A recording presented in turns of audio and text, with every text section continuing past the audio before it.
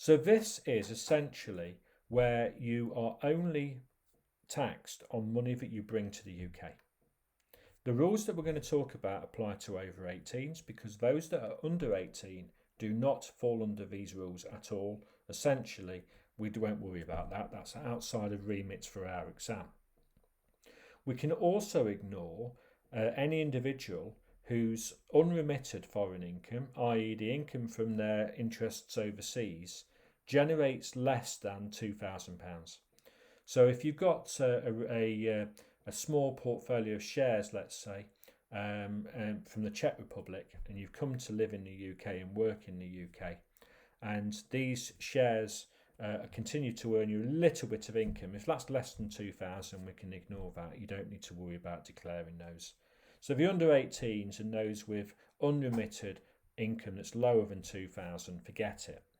For the rest of us, then it's going to be an escalating choice and an escalating problem for us as we spend more time here in the UK.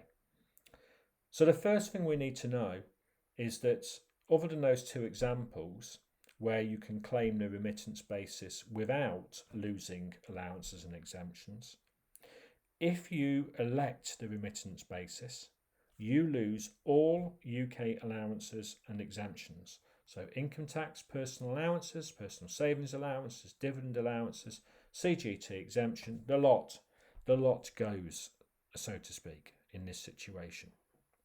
And once you've been here for 7 of the last 9 tax years, if you wish to be assessed under the remittance basis, you need to pay an annual fee. And that annual fee to HMRC is essentially either 30,000 for 7 of the last 9 years, or 60,000 where you've been resident in 12 of the last 14, should I say. Then you will need to pay this in addition to any tax you owe on your UK income.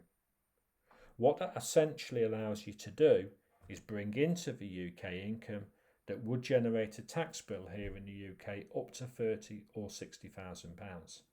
So in many respects is a upfront payment to allow you to bring and remit that income here into the UK. Okay, so what do I need to know on this, I hear you say? I would certainly know that under 18s and those with unremitted income of less than 2,000 are exempt from all of this. I would also think it's worthwhile knowing the 7 of 9, 30 grand, and the 12 of 14, 60 grand. I would say that they're worth knowing. I don't think you're going to get any complicated tax questions, but you might get a question akin to what we're just going to look at now.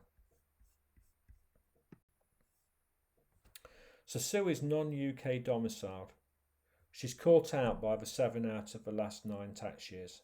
She earns 20,000 in the UK. She also has £80,000 worth of non-remitted overseas income. So this is income that's not being brought to these shores. It says calculate her income tax liability if claiming the remittance basis and how this compares with the arising basis. So we're going to show you this as a means of really educating and showing you how this works. I would be gobsmacked if you get any questions that require you to do this in the exam. Okay, so this is purely for an educational purpose. So let's work through these examples then, shall we? And let's assess Sue's position. So looking at the remittance basis first, well, we know she's got here UK income of £20,000. We can ignore the overseas income, the £80,000, because we're going to pay an annual tax charge to ignore it effectively. So we've got £20,000. There's no personal allowances because claiming the remittance basis, you lose your allowances and exemptions, as we've just said. So the whole 20,000 will be taxed at 20%. That's £4,000.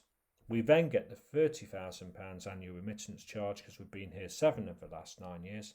That, of course, would go up in a few years' time. It will double to 60,000. But at the moment, that gives us an overriding tax liability of 34,000 in the current tax year. If we work on the arising basis, well then we will obviously be taxed on all of our worldwide income, which is the 80,000 from overseas plus the 20,000 here in the UK. We can apply though the personal allowance essentially to the income that's generated here in the UK. So that's going to take 12,500 off that 100, reducing the taxable income to £87,500. The basic rate band is 37,500. That will be taxed at 20%, which is 7.5, leaving 50,000 to be taxed at 40% in the higher rate threshold. That is £20,000. Here we've got a total tax bill of £27,500. In essence, this individual, Sue, will be better off claiming the arising basis rather than the remittance.